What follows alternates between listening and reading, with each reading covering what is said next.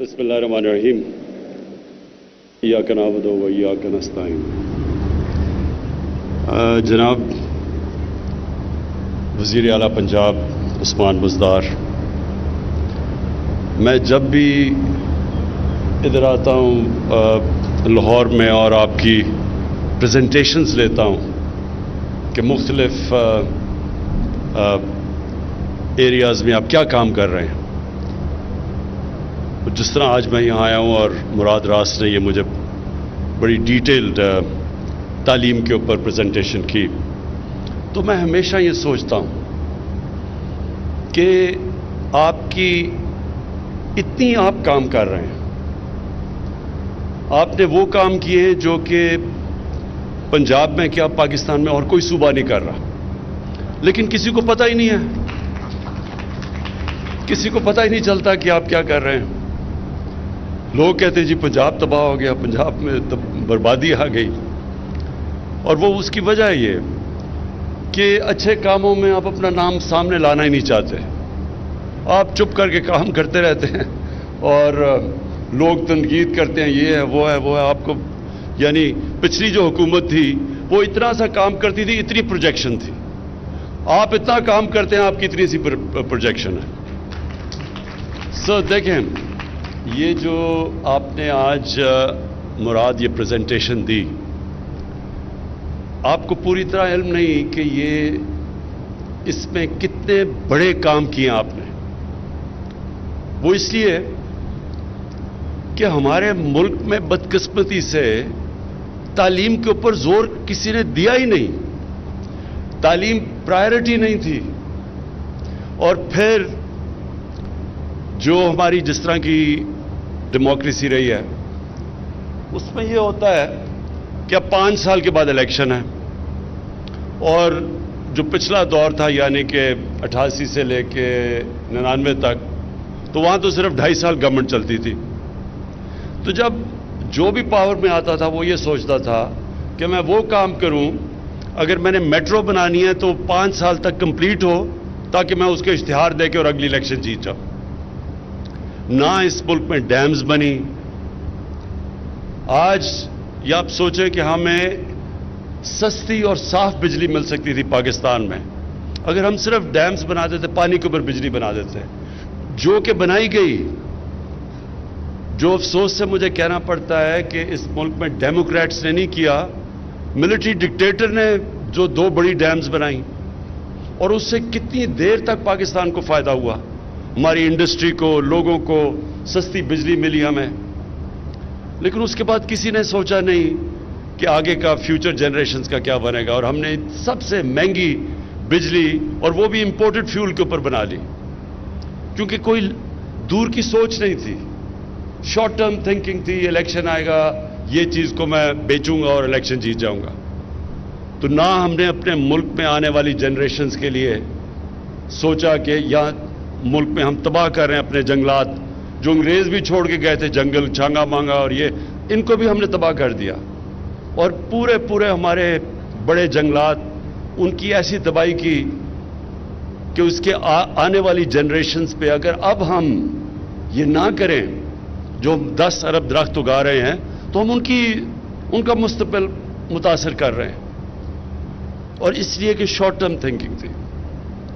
तो आज जो आपने कई चीज़ें इनमें से की, उसमें सबसे पहले तो मैं जो एक निसाब, एक करिकुलम, देखें ये पाकिस्तान में क्यों नहीं किया गया। देखिए, जब अंग्रेज़ का जो हमने निज़ाम इनहेरिट किया वो क्या था, वो थोड़े से लोगों को इंग्लिश मीडियम एजुकेशन थी, जिस तरह हम एचएसएन कॉलेज में जाते थे, और फिर लॉरेंस कॉलेज, और थोड़े से इंग्लिश मीडियम के स्कूल थे। लेकिन ये अंग्रेज ने बनाए क्यों थे?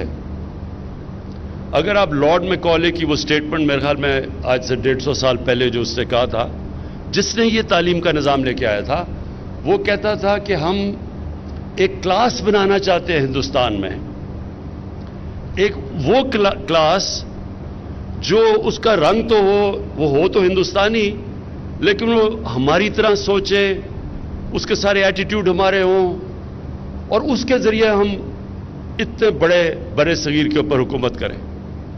تو وہ جن کو براؤن صاحب کہتے ہیں وہ بنائے انہوں نے ایک خاص تعلیمی نظام سے. ہم جب ایچ ایس این کالج سے نکلے تو جب میں انگلینڈ گیا ایچ ایس این کالج کے بعد تو مجھے ایسے لگا کہ مجھے ایک انگلش پبلک اسکول بوائے بنایا گیا ہے, پاکستانی نہیں بنایا گیا. میرے اپنے کلچر سے بھی دور کیا گیا اس تعلیم کے نظام نے, میرے دین سے بھی دور کیا گیا.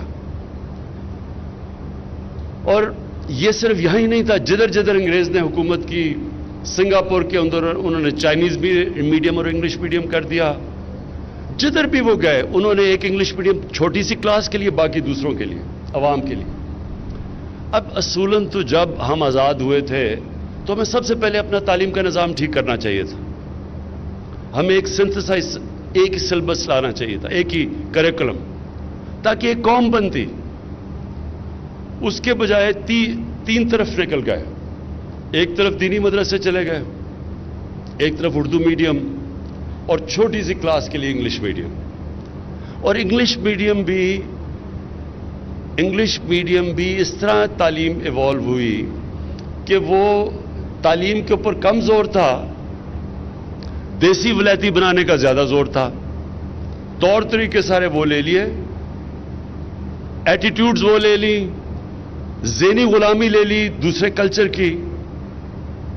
اور جو دیکھیں, ایک جو ملک یا ایک انسان جو چیز بکتی ہے دنیا میں وہ ہوتی ہے اوریجنل تھاٹ.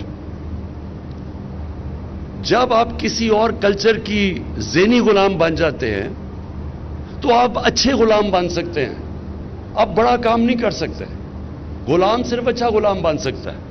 جو ہونا چاہیے تھا ہمیں کہ ہمیں جو بھی تعلیم میں اگر آگے نکل گیا, ہمارے سے مغرب کہاں سے پہنچ گیا تعلیم میں, تو ہمیں ایک اسٹوڈنٹ پروفیسر کی ریلیشن شپ رکھنی چاہیے تھی. ہمارا تعلق ہونا چاہیے تھا ایک اسٹوڈنٹ اور پروفیسر کا, کیونکہ اسٹوڈنٹ پروفیسر سے آگے نکل جاتا ہے, غلام ہی رہتا ہے, اچھا غلام بن جاتا ہے.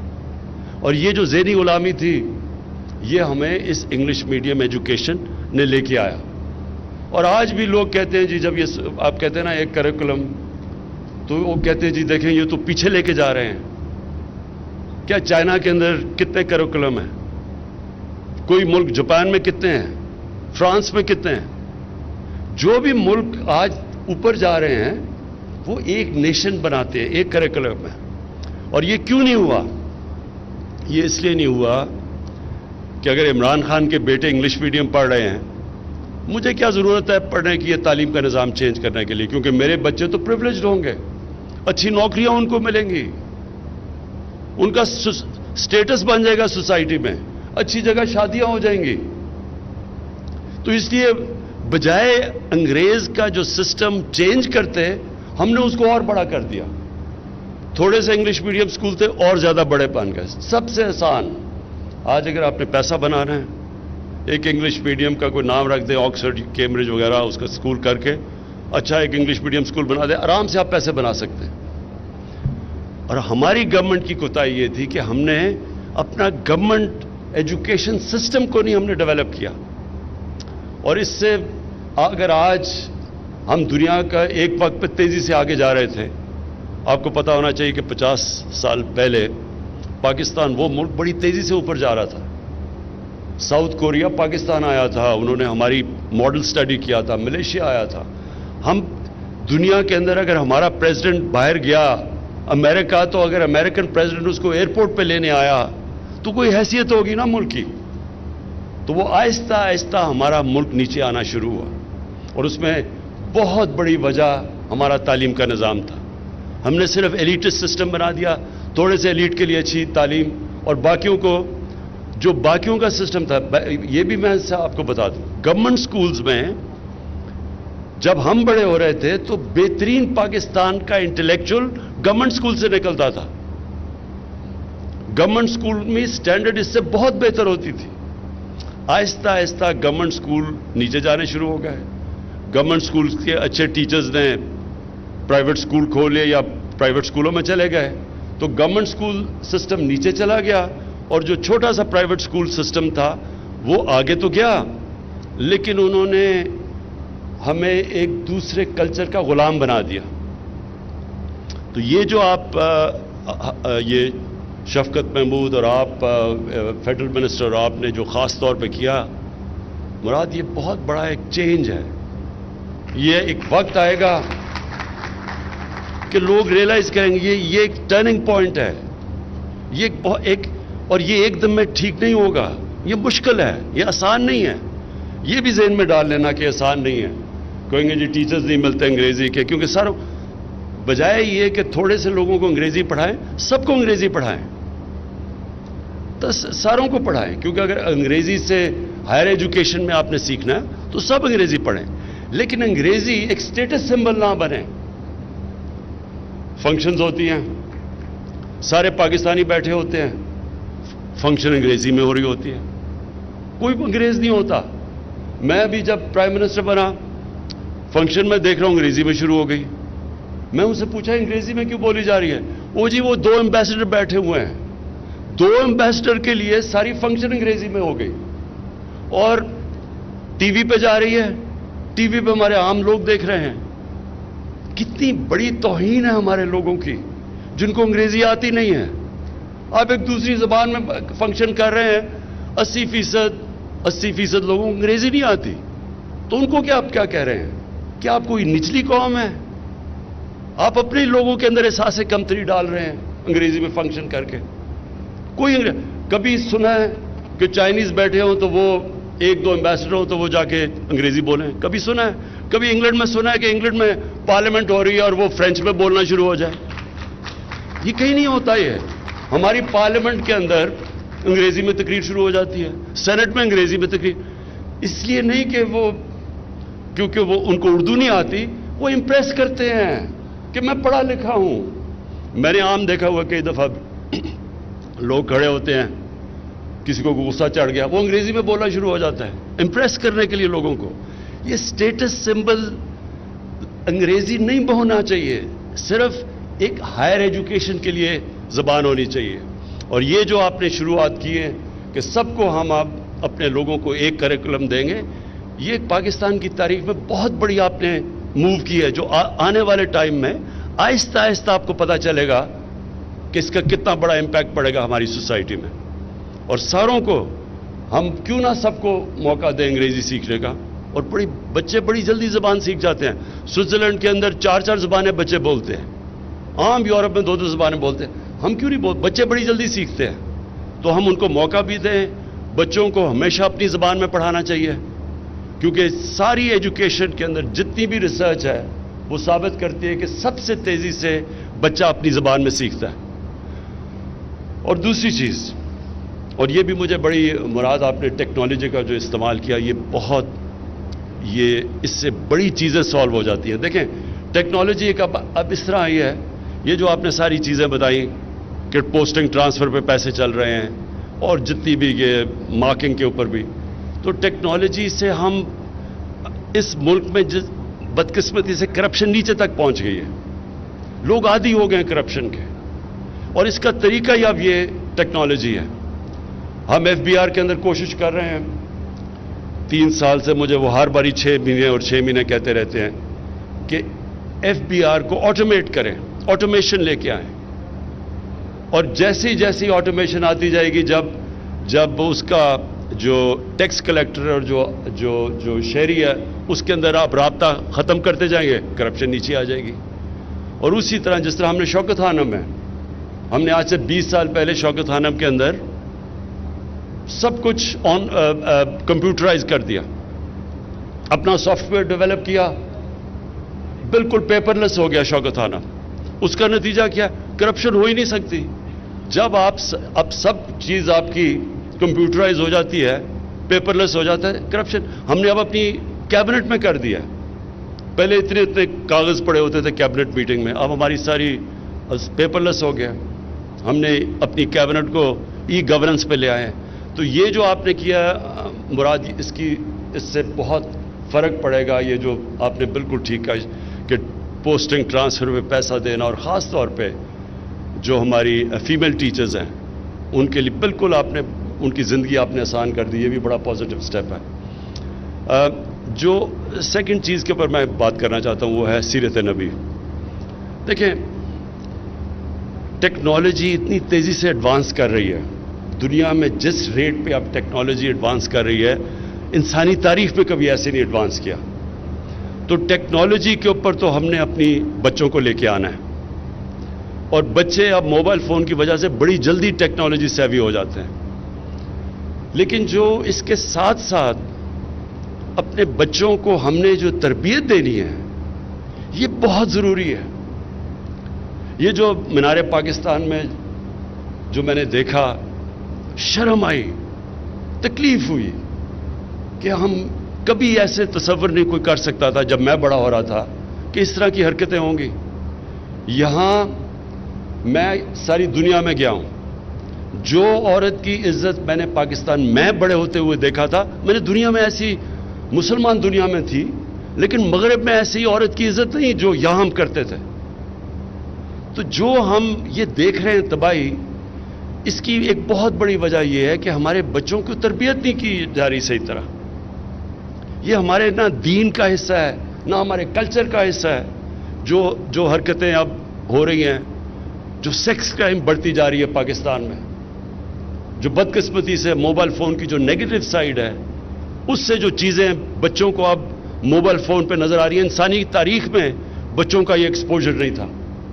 اس لیے بہت ضروری ہے کہ ہم ساتھ ساتھ اپنے بچوں کی تربیت کریں، اور تربیت کرنے کا ایک ہی طریقہ ہے کہ ان کو اپنے نبی صلی اللہ علیہ وسلم کی زندگی سے آگاہ کریں. وہ دنیا میں سب سے عظیم انسان تھے، نہ کوئی آیا ہے نہ کبھی آئے گا. تو جب آپ ان کو ان کی زندگی سے بچوں کو صحیح معنی میں اسٹوڈنٹس کو بتاتے ہیں کہ وہ ایک عظیم انسان کیسے بنے. کوئی دنیا میں جو بھی سکسیسفل لوگ جن کو ہمارے بچے فالو کرتے ہیں، میں عام دیکھتا تھا ایک وقت بل گیٹس یا اسٹیو جابز یا اور بڑے نام جو کامیاب، ایک وقت ڈونلڈ ٹرمپ کی کتاب یہ پڑھا کرتے تھے. میں آج سے 30 سال کی پہلے کی بات کر رہا ہوں. تو جو کامیاب لوگ ہوتے ہیں ان کو لوگ پڑھتے ہیں کہ ہم ان کی کامیابی کا راز کیا ہے. تو دنیا کی تاریخ میں تو کوئی اتنا کامیاب انسان نہیں آیا جتنے نبی صلی اللہ علیہ وسلم تھے. اور اسی لیے قرآن میں حکم دیا گیا کہ ان کی زندگی سے سیکھو، ہماری بہتری کے لیے.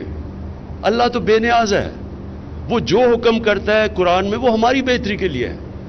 تو ہم جب تک اپنے بچوں کو پوری ان کی زندگی سے آگاہ نہیں کریں گے، کدھر سے وہ کدھر گئے، کیسے انہوں نے دنیا میں تاریخ میں سب سے بڑا انقلاب لے کے آئے، وہ کیا کوالٹیز تھی انہوں میں، وہ صادق اور امین تھے. اور آج تک کوئی بڑا لیڈر بنا ہی نہیں جو صادق اور امین نہ ہو. بڑے بڑے پرائم منسٹرز آئے اور بڑے بڑے پولیٹیشنز آئے، لیکن جو اوپر پہنچا جس کی دنیا عزت کرتی ہے، وہ ہمیشہ اس کی بنیاد ان کی کوالٹی صادق اور امین میں رکھی ہوتی ہے. قائد اعظم کے مخالف بھی کہتے تھے صادق اور امین ہے. نیلسن منڈیلا ہماری زندگی ہمارے دور کا سب سے بڑا لیڈر، سب اس کو کہتے تھے صادق اور امین ہے. اس کے مخالف بھی کہتے تھے. کبھی بھی لیڈرشپ اس کے بغیر نہیں ہوتی جو امانت دار نہ ہو اور جو سچا آدمی نہ ہو. تو وہ جو ان کی کوالٹیز ہیں جس نے ان کو ایک انسان کو اتنا عظیم انسان بنا دیا اور دنیا کا نقشہ بدل دیا، وہ ہمارے بچوں کو ان کوالٹیز کا پتہ چلنا چاہیے. تو ساتھ ساتھ ہم ٹیکنالوجی بھی سمجھائیں ان کو لیٹسٹ، ساتھ ساتھ ان کو 8, 9, 10 میں جو یہ ہم نے فیصلہ کیا ہے، یہ بھی آپ نے اتنا انفورس کرنا ہے جتنا ایک کریکولم کرنا ہے. یہ دونوں چیزیں آپ نے اسکولوں میں انفورس کرنی ہیں.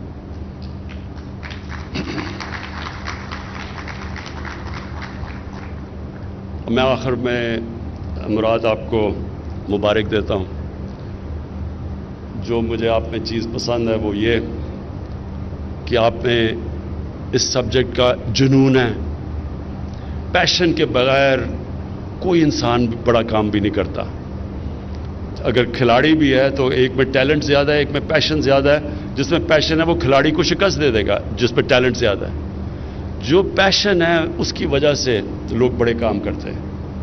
اور آپ نے میں نے جو دیکھا آپ میں پیشن اپنی اس منسٹری کے لیے، تو جب ہم پیشن دیکھتے ہیں چیف منسٹر یا پرائم منسٹر تو ہم پھر اس منسٹری کو بیک بھی کرتے ہیں کیونکہ نظر آتا ہے کہ وہ دل سے کام کر رہا ہے. یہ بڑا امپورٹنٹ کام ہے. مراد، اگر آپ نے یہ کامیابی سے اسی طرح اگلے 2 سال آپ کے ہیں، پہلا تو سال سیکھنے میں لگ جاتا ہے، آپ کے پاس 2 سال اب ہیں، اس میں اگر آپ نے یہ جو چیزیں مجھے آپ نے بتائی ہیں اور یہ جو ٹارگٹ سیٹ کیے ہیں، تو اگر آپ اسی طرح چلتے گئے اور گورنمنٹ سکولز کا سٹینڈرڈ آپ نے اٹھا دیا. دیکھیں، گورنمنٹ سکول اس لیے امپورٹنٹ ہے، عام آدمی گورنمنٹ سکولوں میں جاتا ہے. پرائیویٹ سکول سسٹم میں پیسے ہیں تو آپ جاتے ہیں. پرائیویٹ سکول بائی دا وے بڑا زبردست کام کر رہے ہیں، لیکن پیسے ہیں تو پرائیویٹ سکول میں جائے گا. لیکن جو اصل پاکستان کے اندر جو ہمارا ٹیلنٹ بیٹھا ہوا ہے عوام کے اندر، وہ گورنمنٹ سکولز میں آتا ہے. میں آپ کو صرف آخر میں یہ صرف نمل یونیورسٹی کا بتا دوں کہ نمل یونیورسٹی کی افیلیشن تھی بریڈفورڈ یونیورسٹی سے، ڈگریز ملتی تھی بریڈفورڈ یونیورسٹی کی. نمل یونیورسٹیز میں تقریباً 75 سے 80% لوگ اردو میڈیم کے تھے.